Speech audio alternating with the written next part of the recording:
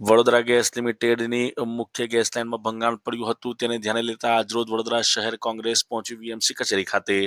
હરણી નજીક ગોલ્ડન ચોકડી પાસે ડ્રેનેજ માઇક્રો ટનલિંગના કામ વખતે શહેરને ગેસ પુરવઠો પૂરો પાડતી મુખ્ય ગેસ લાઇનમાં ભંગાણ સર્જાયું હતું, જેને લઈને લાખોની સંખ્યામાં જે ગ્રાહકો છે તેઓને હાલાકી ભોગવવી પડી હતી.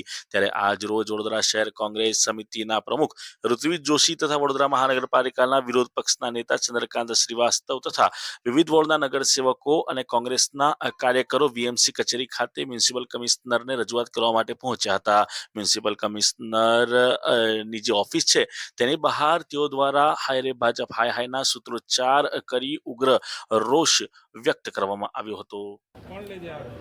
હાય રે ભાજપ હાય હાય, હાય રે ભાજપ હાય હાય, કોન્ટ્રાક્ટરોને છાવવાનું બંધ કરો, બંધ કરો, બંધ કરો, ભાજપના નેતાઓ સાહેબોને સજા કરો, સજા કરો, સજા કરો, ભ્રષ્ટાચારીઓને સજા કરો, સજા કરો, સજા કરો, કોન્ટ્રાક્ટરોને છાવવાનું બંધ કરો, બંધ કરો, બંધ કરો, મ્યુનિસિપલ કમિશનર શરમ કરો, શરમ કરો, શરમ કરો, અરે હાય રે ભાજપ હાય હાય, હાય રે ભાજપ હાય હાય, કોન્ટ્રાક્ટરોને છાવવાનું બંધ કરો, બાકી રાખ્યો છે.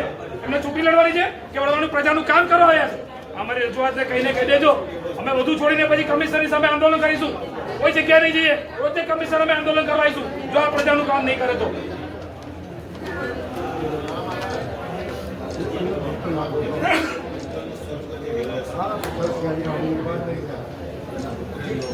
જે અહીંયા હાજર છે ડેપ્યુટી સિટી એન્જિનિયર, એમને આપીએ છીએ.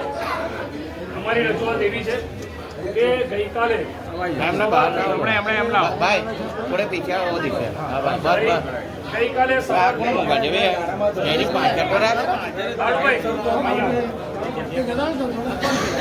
ગઈકાલે સવારથી ગોલ્ડન ચોકડીની જે આપણી ગેસની મુખ્ય લાઈન હતી ત્યાં જે ડ્રેનેજનું કામ ચાલતું હતું અને અણઘડ લોકોએ એમને એટલું ખબર નથી કે જે પણ અંડરગ્રાઉન્ડમાં આપણે એમજીવીસીએલની લાઈન હોય છે, ગેસની મુખ્ય લાઈન છે, તે છતાં પાવડા માર્યા, જેસીબી મારી લીધા અને એના લીધે જે ગેસની લાઈનમાં ભંગાણ થયું.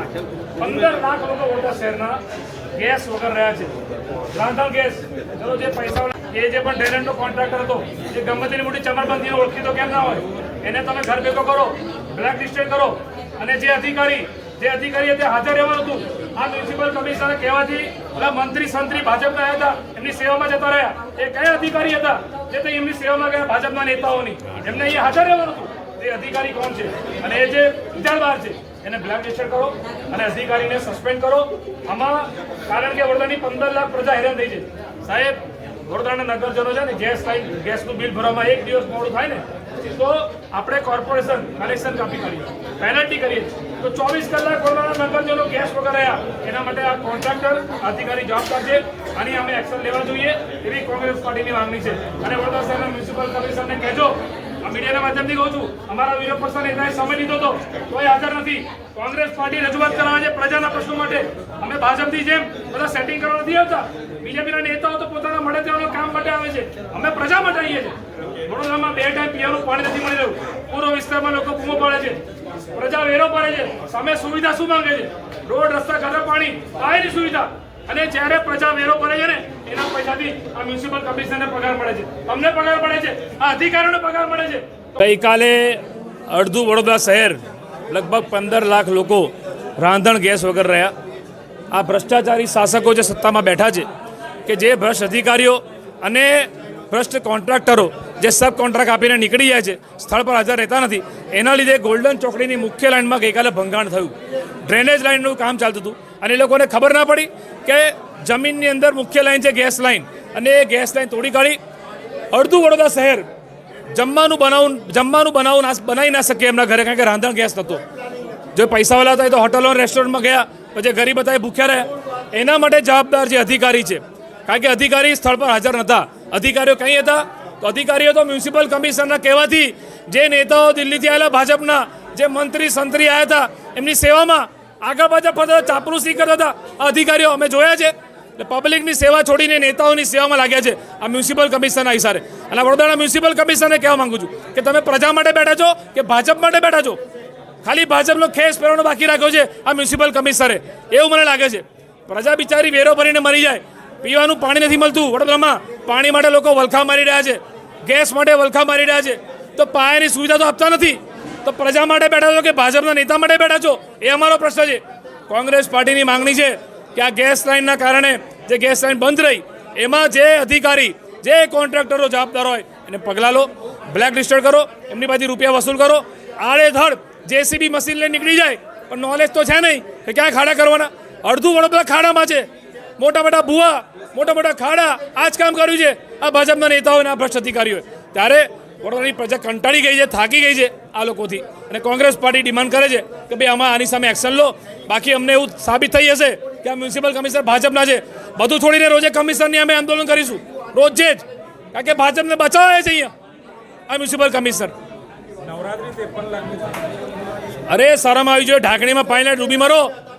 પબ્લિકના પૈસે બિફોર નવરાત્રી કરી 53 લાખ રૂપિયા, 4 દિવસ 4 કલાક, 4 કલાકના 53 લાખ. અને વડોદરાના મ્યુનિસિપલ કમિશનર સિટી વગાડીને ગરબા રમે, ઝુમકાગીરા પર ડાન્સ કરે, અલા કોર્પોરેટરો ગરબા રમે, અધિકારીઓ ગરબા રમે. અરે તમે બધા ગરબા રમો, ડાન્સ કરો, બધું કરો, પણ વડોદરાની પ્રજાને શું કામ હેરાન કરો છો? અને 53 લાખ રૂપિયાનું જે બિલ થયું છે આ વડોદરાના કમિશનર પોતાના પગારમાંથી આપો. જે ભાજપના કોર્પોરેટરો ગરબા રમતા હતા એ લોકો પૈસા ચૂકવે, અધિકારીઓ પૈસા ચૂકવે, પ્રજા શું કામ પૈસા ચૂકવે? અને આ લોકોને પડી નથી, પ્રજાને મરવા માટે મોકલી દીધી. ત્યારે કોંગ્રેસ પાર્ટી પ્રજાની વારે આવી છે અને પ્રજા માટે અમે આંદોલન કરી રહ્યા છીએ.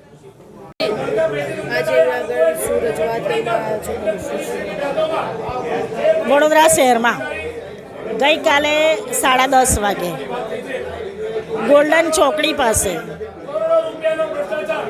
ગેસ પાઇપલાઇનની મુખ્ય લાઇન ડ્રેનેજ પ્રોજેક્ટનું જે કામ ચાલતું હતું, આ કામમાં ખૂબ નિષ્ફળતાના કારણે, નિષ્કાળજીથી કામ કરવાના લીધે આખી પાઇપલાઇન ડેમેજ થઈ ગઈ.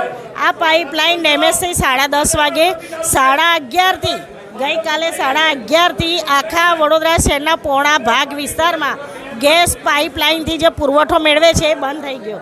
લોકો ગઈકાલે બપોરથી લઈને આજે બપોર થયા, હજુ 100% લોકોને ગેસ પુરવઠો નથી મળ્યો. લોકો 2 ટાઈમ વેચાતું લાવીને ખાવા મજબૂર બન્યા. હોટલો માલામાલ બની, વડોદરા શહેરના નાગરિકો બેહાલ બન્યા અને તંત્ર એ મૌન રહ્યું. સત્તા પર બેઠેલા લોકો એક પણ પદ અધિકારીએ એની પબ્લિકની માફી નથી માંગી કે આ અમારા તંત્રની બેદરકારીના કારણે તમે આજે જે હાલાકી ભોગવી. વડોદરા શહેરમાં સન્ડે હોય ત્યારે પબ્લિક કેટલી મજામાં રહેતી હોય, એક દિવસની એમને રજા હોય, એ રજાના દિવસે આખો દિવસ પબ્લિકે હાલાકી ભોગવી, ચા વગરના રહ્યા, ખાવા વગરના રહ્યા અને તંત્રમાં ફોન કરતા રહ્યા તો કોઈને ફોન પણ નથી ઉપાડ્યો. ગઈકાલે કોઈએ ફોન પર નથી ઉપાડ્યો. અમારા સતત મેસેજ ફરતા રહ્યા પબ્લિકમાં, અમે સતત પબ્લિકમાં ફોન પર વાત કરતા રહ્યા, પણ સત્તા પર બેઠેલા કોઈ પદ અધિકારીએ આનો જવાબ નથી આપ્યો. આજે અમે એની આવેદનપત્ર આપવા આવ્યા છે કે જવાબદાર ડ્રેનેજ પ્રોજેક્ટના જે અધિકારીઓ હોય, જવાબદાર કોન્ટ્રાક્ટરો હોય, એ તમામને આ કામ બાબતે ખુલાસો માંગો કે કેમ આવું થયું. કારણ કે જ્યારે પણ ખોદકામ થતું હોય ત્યારે અંડરગ્રાઉન્ડ કામગીરીના જે અધિકારી હોય, પાણી પુરવઠાના અધિકારી હોય કે પછી આ ગેસ ડિપાર્ટમેન્ટના અધિકારી હોય, એમને જાણ કરવાની હોય. આમાં તો જે ખોદકામ થયું એમાં ગેસ ખાતાના કોઈ અધિકારીને જાણ કરી નથી એવું અધિકારીઓ કહે છે. અને આજે અમે કમિશનરને આવેદનપત્ર આવ્યા તો કમિશનર પણ હાજર નથી. એ જ બતાવે છે કે પબ્લિક પ્રત્યે આ કેટલા વફાદાર છે.